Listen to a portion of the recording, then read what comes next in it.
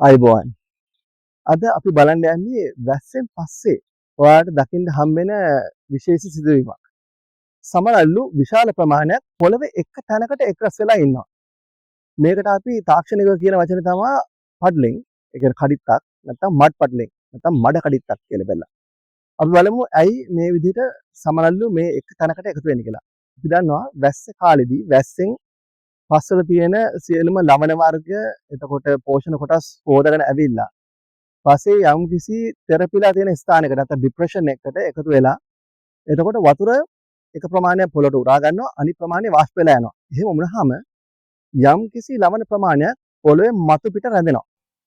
අපි දන්න දේ තමයි සමනල්ලු මල් පැණි උරා බොනවා. මල් පැණි වලින් සීනි තියෙනවා. සීනි වලින් ශක්තිය ලැබෙනවා.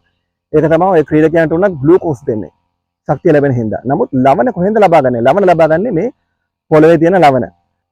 මට කියන්න පුළුවන් දෙයක් තමයි මෙතන ඉන්න සමනල්ලුන්ගෙන් වැඩි කොටසක් අති බහුතරයක් පිරිමි සත්තු. පිරිමි සත්තු මෙම ලවණ පොරෙන් උරාගෙන සංසේචන ක්‍රියාවලියේදී ධ්‍යාන සත්තුන්ට මෙම ලවණ හුවමාරු කරනවා. එතකොට එයාලගේ බිත්තර සාර්ථක වර්ධනය වෙනවා. එයාලගේ සාර්ථකත්වය නැත්තම් ජීවය පැවතීමේ සාර්ථකත්වය වැඩි වෙනවා මේ ක්‍රියාවලිය හින්දා. අනික එක තමයි මෙයාලා මෙහෙම ලවණ උරාගෙන ඉද්දී පොළවේ තියෙන වතුර යම්කිසි ප්‍රමාණයකට ඇඟට උරා ගන්නවා. සමහරවිට ඔයාලට දකින්න පුළුවන් මෙම ඇඟට උරාගත්ත වතුර මෙයාලා ඇඟෙන් එළියට පහ කරන විදිහත්. අනික කාරණේ තමයි මේ ගොම උඩ නැත්තම් කුණු වෙලා යන පළතුරු වල නැත්තම් කුණු වෙලා යන සත්තුන්ගේ සමහර සත්තුන්ගේ දහඩියට පවා සමනොල්ල ආකර්ෂණය වෙනවා. ඒත් මේ හිතව හින්දම තමයි. ඒ කියන්නේ ලවණ වර්ග උරා ගැනීමට.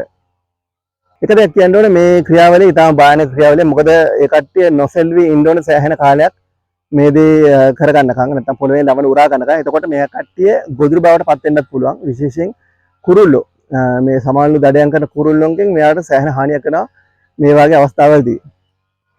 එතකොට හිතන්නකෝ දැන් තමන්ගේ ජීවිතයත් අනතුරේ දාගෙන මෙච්චර මේ ලවණ උරාගන්නේ තමන්ගේ නූපන් පරම්පරාව සාර්ථක කරන්න. මම හිතනවා අලුත් දෙයක් ඉගෙන ගන්න ඇති කියලා මේ වීඩියෝ එකෙන් බොහොම ස්තුතියි වීඩියෝ බලුවට ඊළඟ පාර හම්බෙමු. ආයිබෝවන්.